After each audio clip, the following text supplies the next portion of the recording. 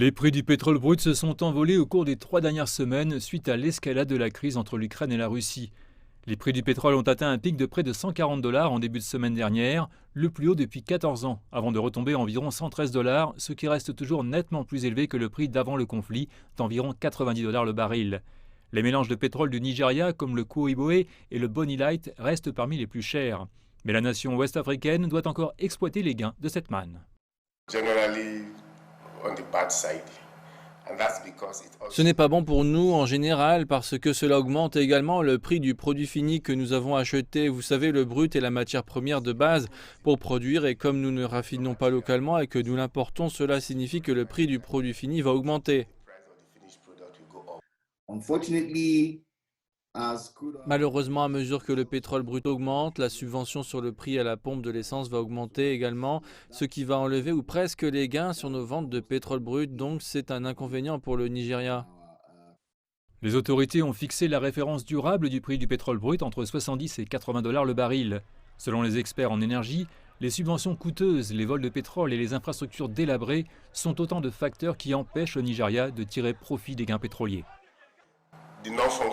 Avec le non-fonctionnement de nos raffineries qui ne fonctionnent pas à 100% de leur capacité, et même si elles le font, nous avons toujours un déficit car nous devons importer, nous ne raffinons pas localement. Cela nous empêchera d'obtenir le meilleur. Sinon, le Nigeria aurait eu le sourire jusqu'aux oreilles. Le pétrole brut peut atteindre 200 dollars le baril, mais la réalité est que nous risquons de ne pas obtenir grand-chose si nous ne faisons pas ces investissements ou d'autres investissements dans notre production de pétrole brut. Si nous ne mettons pas un frein au vol de pétrole brut, le vol de pétrole brut endémique qui entraîne beaucoup de dégradation dans le delta du Niger, et si nous n'accélérons pas les investissements dans nos raffineries locales. Le Nigeria n'a pas été en mesure d'atteindre son quota de production quotidien de 1,8 million de barils fixé par l'OPEP.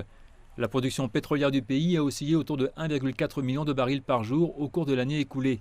Les experts estiment que le gouvernement doit d'abord développer ses infrastructures pétrolières et mettre fin au coûteux régime de subvention. First, we need to increase our oil production output. Tout d'abord, nous devons augmenter notre production de pétrole. Actuellement, notre production de pétrole est même inférieure au quota de l'OPEP qui a été convenu par le Nigeria.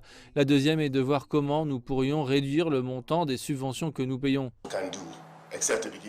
Il n'y a pas grand-chose que nous puissions faire à part commencer à vraiment penser à raffiner localement. Voyons comment nous pouvons encourager les investisseurs dans les raffineries locales.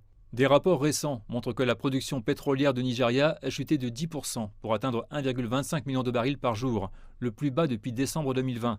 Le gouvernement fait toujours des efforts pour diversifier son économie dépendante du pétrole et faire croître d'autres secteurs, notamment l'agriculture, pour augmenter les revenus.